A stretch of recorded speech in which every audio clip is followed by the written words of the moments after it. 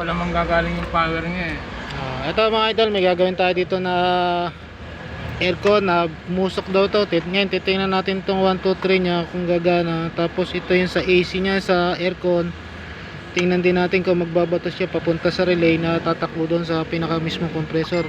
Kung makikita natin na siya lalamig. Kaya ito ngayon ang kakalasin natin, babaklasin natin ito mga idol. At ito nga mga idol, wala naman tayo nakita dito ng problema, pero tetestingin din natin itong kawan mga linya niya kung si uusok pa rin. Ito ang gagawin natin ngayon mga idol. At ito nga mga idol, pinaandar na natin. Kumuha tayo ng positive dito. Nag-tap muna tayo. Testingin lang natin ito sa pinaka-compressor niya kung siya lalamig. Ayan mga idol, ayan. Nirekta muna natin siya para malaman lang natin siya kung siya lalamig. At ayan nga mga idol, lumalamig siya bagya. Wala na kasi yung power niya dito pagpunta kahit pindutin mo itong AC niya ayaw gumana.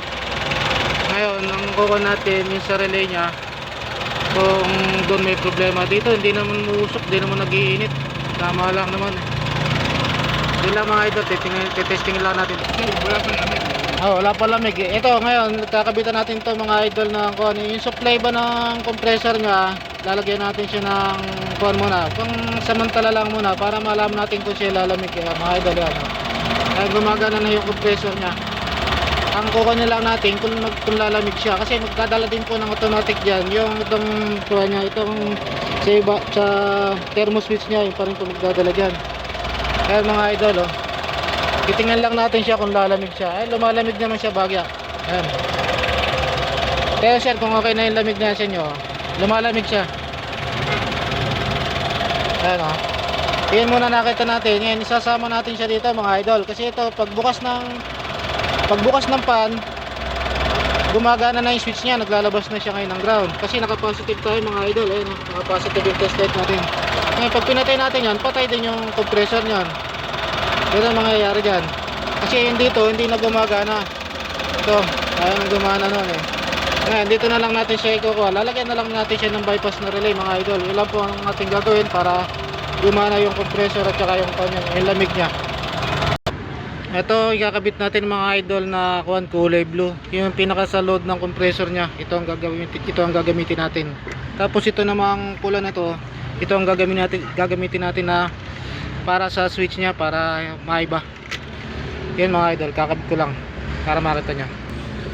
Ito na mga idol, kinabitan din natin siya nitong kuha niya, yung pinaka ignition niya ng fuse solder na 10 amperes para kung sakali magkaroon ng problema, pwede nila ditong kuhanin, pwede nila ditong hanapin.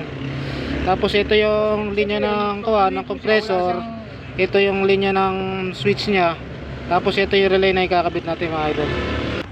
Ito mga idol, yung 86 tsaka yung 30 pagsasamahin natin dito sa kanyang fuse.